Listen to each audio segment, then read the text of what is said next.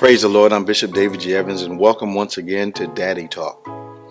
First, I want to thank you for the overwhelming response that you have been giving regarding these little talks, what it's meant to you, the wisdom that we're sharing. Even some of you have written to me and let me know that just the sincerity and the talk that on the personal level has really been blessing you. So last time we were together, we talked about what happens when that significant person in your life goes silent on you. You have to understand that if you were very talkative, have a great conversational life before, at the beginnings of your relationship, and all of a sudden there's this obvious silence all the time. Something has occurred between the two of you that has caused one of you to learn not to talk. Now, I talked about what happens when that happens. What I want you to remember is don't ask for an opinion you don't want. Don't ask for an opinion and in the back of your mind you're saying to yourself, let me see what he or she's going to say. Because if you ask for an opinion and in the back of your mind you have a response that you want to hear, then I can almost guarantee you will continually be disappointed, or whoever you're talking to will listen long enough to try to figure out what you want to hear. So you ask for an opinion and you never receive it. Now, there are some people in your life that are going to ask you for an opinion, have only one thing they want to hear. You say what you think they want to hear, and they're satisfied with that, even though deep in their heart they know that's not how you really feel. So I want you to be clear on this. If, especially ladies to men, if you don't want his opinion, you shouldn't ask for it. Because if you ask it, he's going to want to respond to you honestly and from his heart. See, if you ask for an opinion you don't want, in time you will teach him something. You'll teach him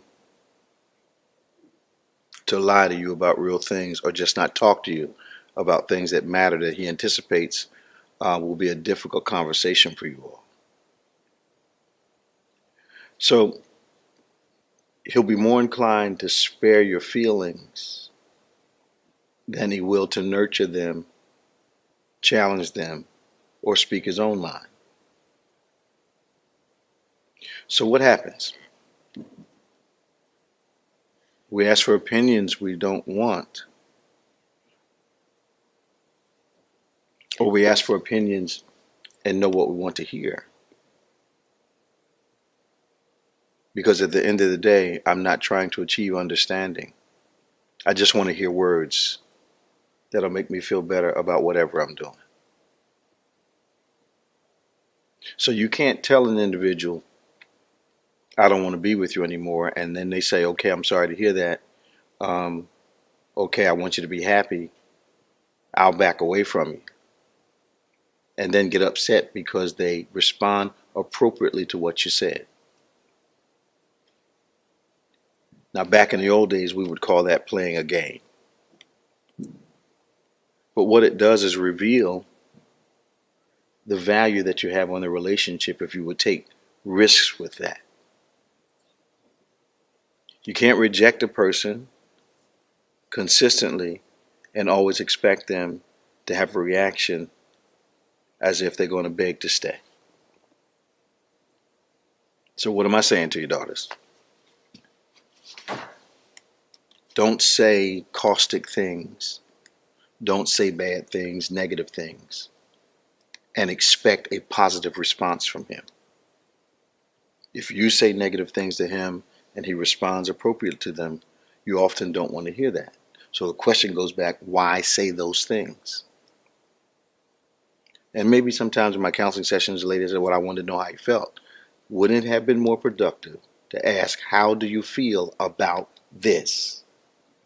than say something that will potentially start an argument, and then say you're always taking things somewhere I didn't want them to go. You asked the question, you got the response, but the response was not what you wanted to hear. So now your significant other, is taking the conversation somewhere you didn't want it to go. Why do you always take it that way? Well, no.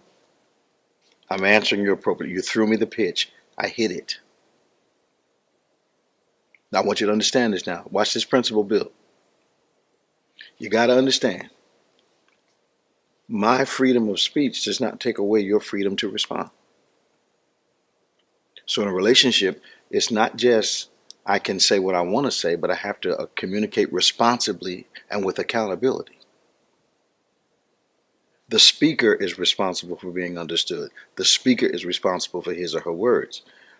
It is not the listener's responsibility to understand you. It's the listener's responsibility. It's the speaker's responsibility to make sure the listener understands. So your freedom of speech, I speak my mind, does not take away his freedom to respond. But oftentimes we act as though I need to be able to say whatever I want to say to you, but you measure how you respond to me. So making you responsible for what you say and what you do is a part of a mature person's relationship. Next thing I want to talk to you about. Sometimes you'll have affection for a person that doesn't have a work ethic. So I've counseled a lot of ladies, and the men that they love can't keep a job, have no real aspirations, always dreaming, never doing.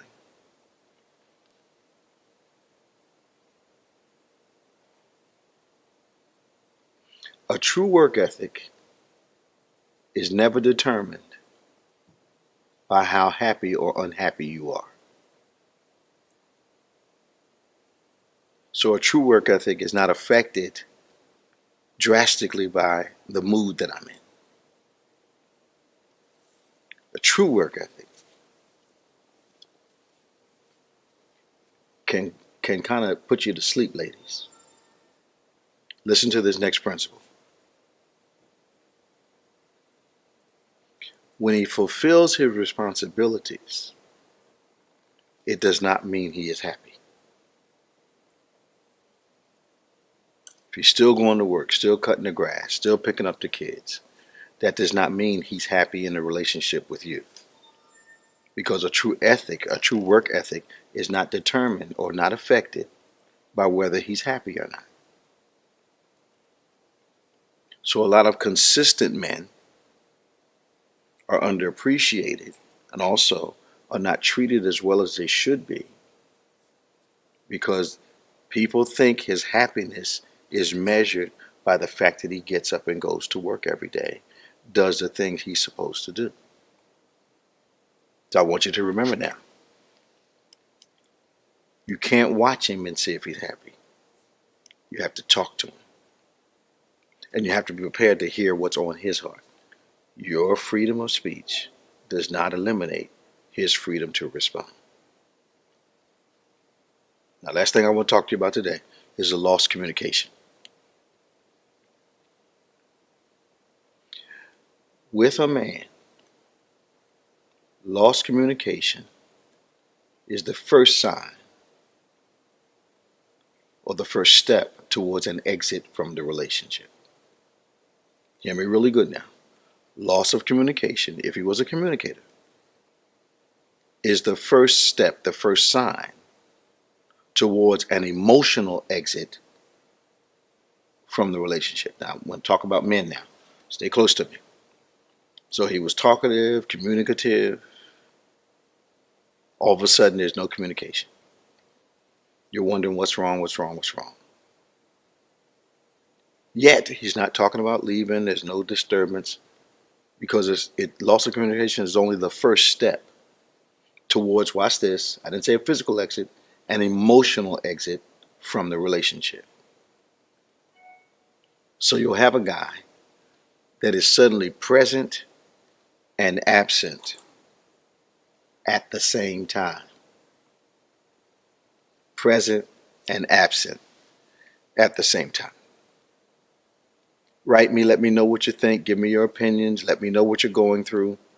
Uh, Keep it around the subjects that we're talking about, but I want to hear from you. Write me on the site. Make sure you put there Daddy Talk. And remember, I love you, and I want you to be the best you can ever be. Stay strong.